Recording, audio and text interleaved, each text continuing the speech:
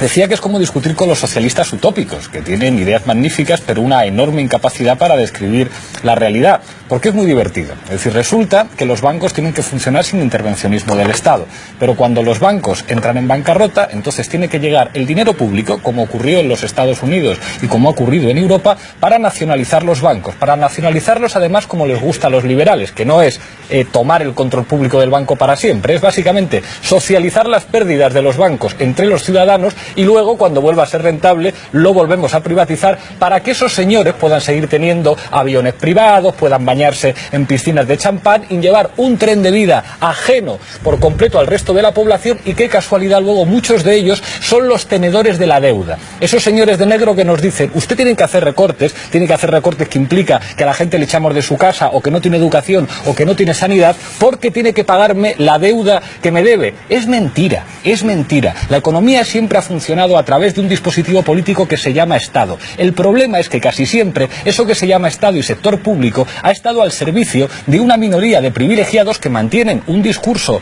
fantasmagórico que tiene que ver con la libre acción de los factores en la economía sin ninguna intervención, pero en la práctica es mentira. Acabo con esto, el ejemplo de Madrid. ¿Quiénes son los liberales en Madrid? ¿Quiénes son los seguidores liberales de Esperanza Aguirre en Madrid? Los que se han dedicado a forrarse a costa de lo público, con concesiones administrativas. Esperanza Aguirre cogía el dinero de los madrileños y lo repartía entre sus amigos liberales, que después dicen, hay que destruir el Estado. El ejemplo de Telemadrid, con los contratos a esas empresas de gente tan liberales que hacían contratos que les pagaban y después decían, no, es que las televisiones públicas no funcionan. Lo que hay que hacer es que todos sean televisiones privadas. Claro, después de llevaroslo crudo. Se ha pervertido el concepto de liberalismo, y el que más lo pervierte precisamente es la izquierda. Los socialistas hablan de liberales. Yo jamás he defendido la socialización de pérdidas, jamás, porque socializar pérdidas deriva precisamente de un término que se llama socializar, socialismo.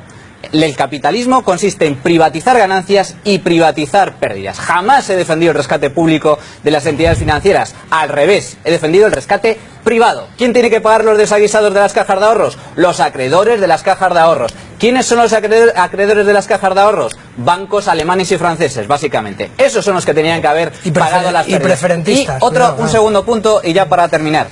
El Banco Central es un invento socialista. Tampoco los liberales defienden el Banco Central, los auténticos liberales. El Banco Central es además un invento muy reciente, no tiene apenas un siglo de historia. ¿Qué pasaba antes? Que los bancos funcionaban sin Banco Central. Y los bancos funcionaban también en base a reserva 100% y en base a patrón oro, no existía el dinero fiduciario. Hay mundo más allá. Y el problema es que, insisto, que ejercen prácticas oligopolísticas los bancos. Por supuesto. ¿Quién lo permite? El Estado.